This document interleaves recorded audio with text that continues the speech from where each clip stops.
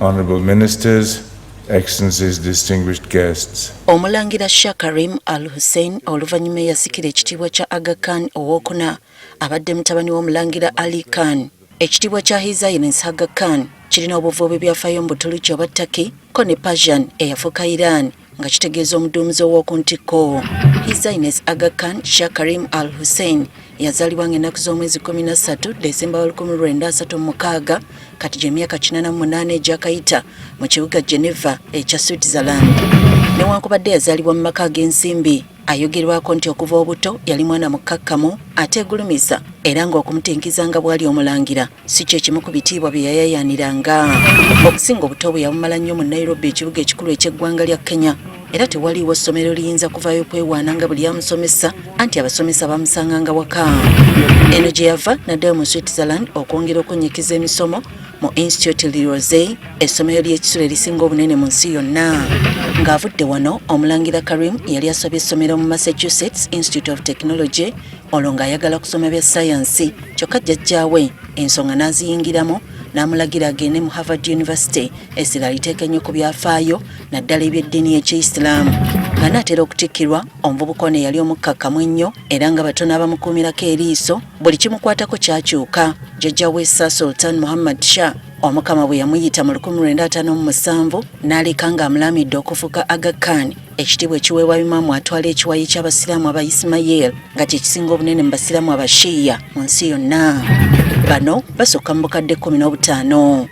Mu bigambo bye agamba nti mu kiro kimu kyokka obulamu bwe bwakyuka, anti yali atikiddwa omugugu ogw'okufaayo ku bantu bukadde na bukadde jjajja bwe yali alabirira.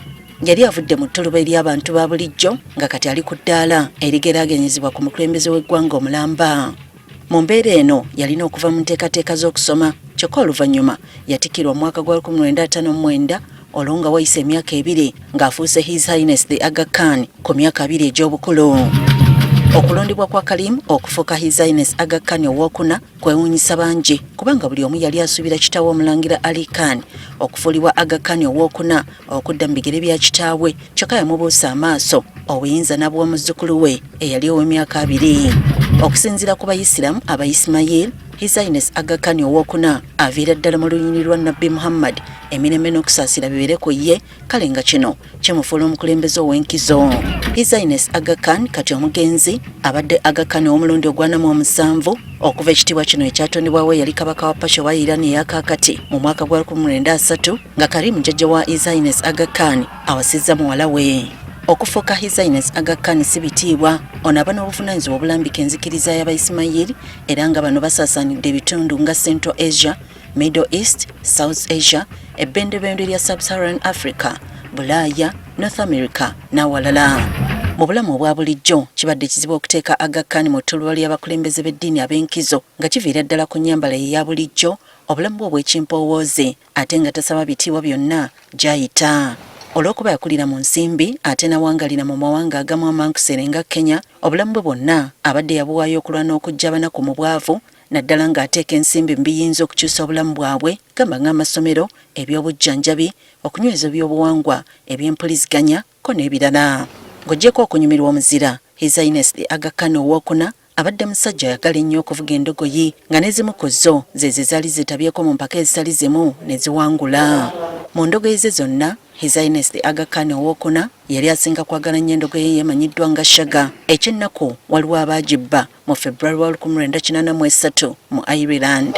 Bwe yatandika okusiga ku byobugagga bye yasikira, ebbendobendo lya East Africa gye yakulira eritunuulira nnyo, nga mu Kenya gye yasooka okutonda omukutu gw'amawulire gwe yatuuma Nation Media Group, nga gwe mukutu ogw'amaanyi ogwasookera ddala mu ggwanga eryo. Ng'entalo z'okulwanira obuyinza zikendedde mu Uganda, Yoweri Kaguta Museveni, pulezidenti wa kuno, eyalinnye olwasembayo ku nfeete, yatuukirira His Highness the Aga Khan owookuna n'amusaba ayogerezeganye n'abasiraamu aba Ismail abaabeeranga mu Uganda nga baali bafuumuulwa Idi Amin Dada, era bangi n'ebyobugagga byabwe bye baabalesa ne bibaddizibwa. Mu Uganda yayongera okussaamu ensimbi n'atandikawo ekkolero ly'eddagala, banka ya Diamond Trust, kampuni ya Yinsuwa eya Jubilee, amabibiro g'amasannyalaze, Liwenereko ne Bujagali, woteeri za Sanena, amasomero, okwo gatta okugaziya kampuni za Nation Media Group, ng'emu kuzongedde okwefuulamu mu kutuusa amawulire ku bantu nga bayita mikutu egitali gimu, omuli radio ya KFM ne Dembe FM, Empapulo omuli Daily Monitor n'ennyanda, TV okuli eno gy'olaba kati n'eya NTV. Abantu bangi abayiseeko mu kampani ezatondebwawo mukulu ono ne bafuuka bannaggwano mu bisaawe ebirala gye baba balaze, nga kino kibadde nga kimuwanya essanyu okutuukiriza ekirooto ekyokulaba ng'abantu abasomi bangi bafuna ku mirimu egy'okukola egigwa mu bisaawe bye bakuguseemu. His Highness the Aga Khan owookuna afudde ku myaka 88.